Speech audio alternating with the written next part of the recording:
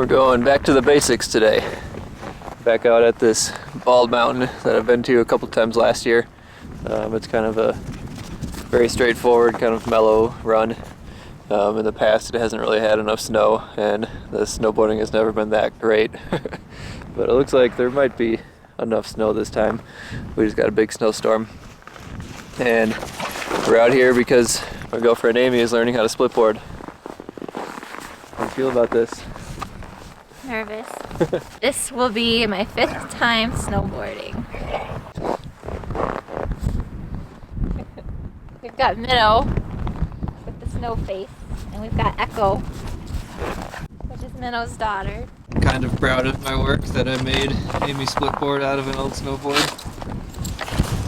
Using that split kit, I sawed an old snowboard in half and then screwed in all the hardware.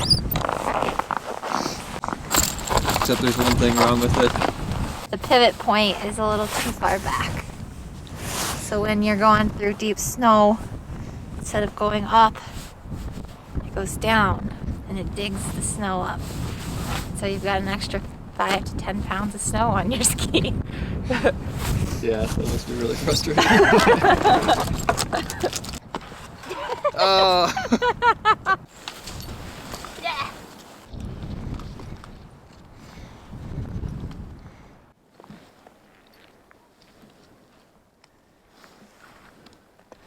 You did it! I just felt a huge whoomp. We probably cracked out like a 20-foot radius around me. Those are kind of scary. But I'm not too worried because where we are is pretty shallow slopes. Everything's under 30 degrees here. At least anything that we're going to be riding or going through. But it's a good experience just to feel that and know what that feels like and to kind of know how to look out for it. With this massive snowstorm that we had in the past couple of weeks, a lot of the mountains got a ton of snow on top of some very weak layers of snow. So the snowpack and like all of Montana is pretty sketchy right now, and we're definitely feeling some of that. Oh, I felt a little one. So we just felt a couple more whoops. That one Amy triggered and it broke behind me. So what that means is that there's a very consolidated slab on top of a weak layer of snow. And when one of us takes a step to kind of start that chain reaction, the entire slab drops an inch or two. It's kind of a shocking feeling.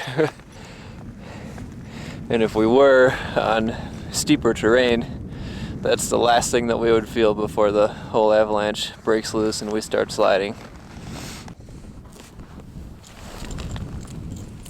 What's that say, 21? Yeah. 21, 22 degrees.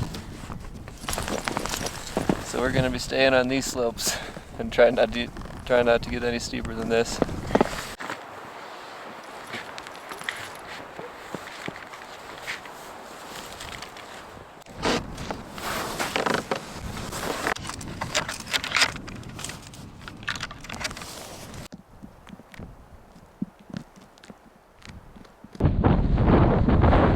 This isn't going to be one of those days of some gnarly snowboarding lines. Today's the day for learning.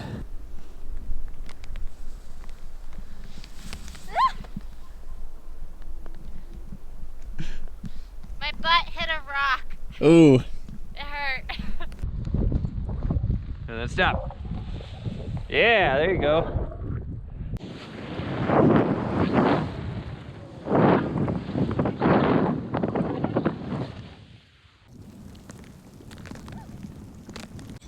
What happened? I got a little too confident.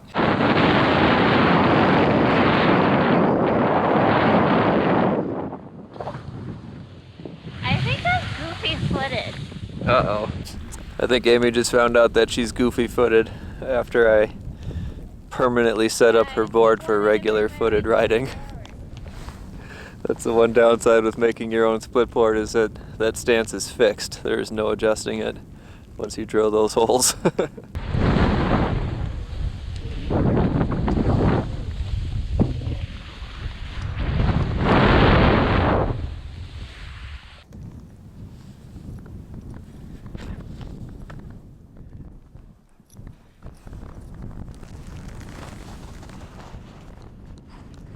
That was a good one.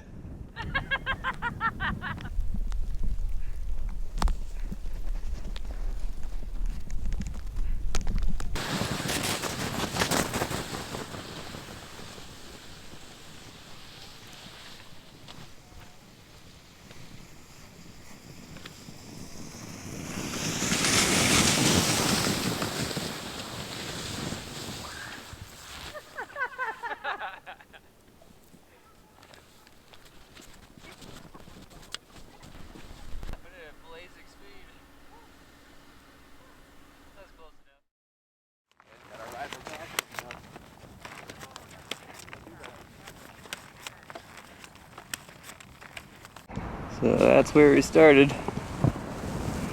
Way down there where all those cars are. And up there you got the Bridger range.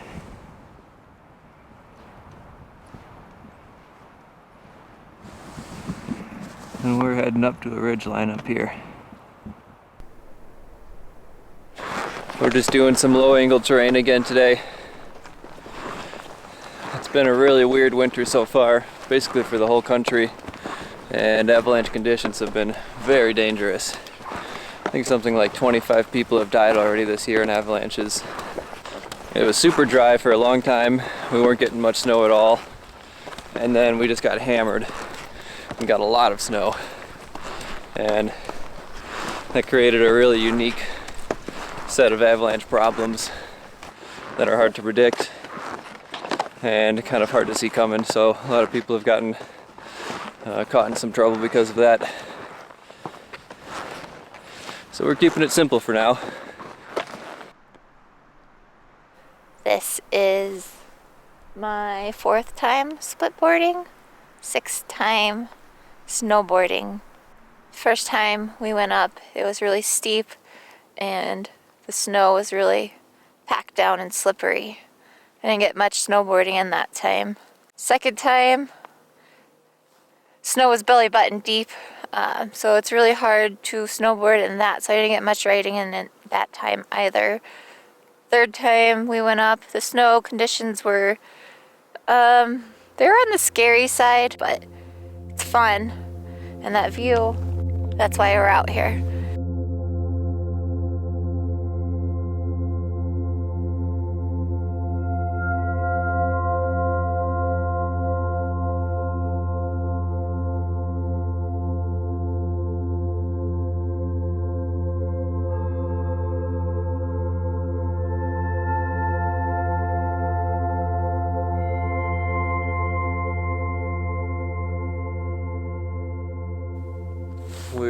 We've got about 90 centimeters of snow here and dug all the way down to the ground, and it looks like almost all of the snow fell in like one storm cycle, which kind of is what's making the avalanche problem so weird around here. We had like no snow and then we had a whole bunch of snow all at once. So we dug a pit and actually got kind of surprisingly stable results, and I think that's because the snow has had some time to set up. Down at the bottom here, we've got some facets. It's kind of rotten, but even this is starting to set up a little bit. Then there's an ice layer, and then above all that is all of the fresh snow. And this stuff is getting kind of hard, so it's starting to kind of stabilize.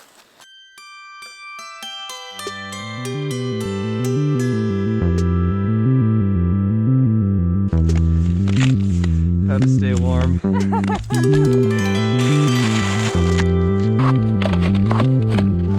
I put my bindings on backwards.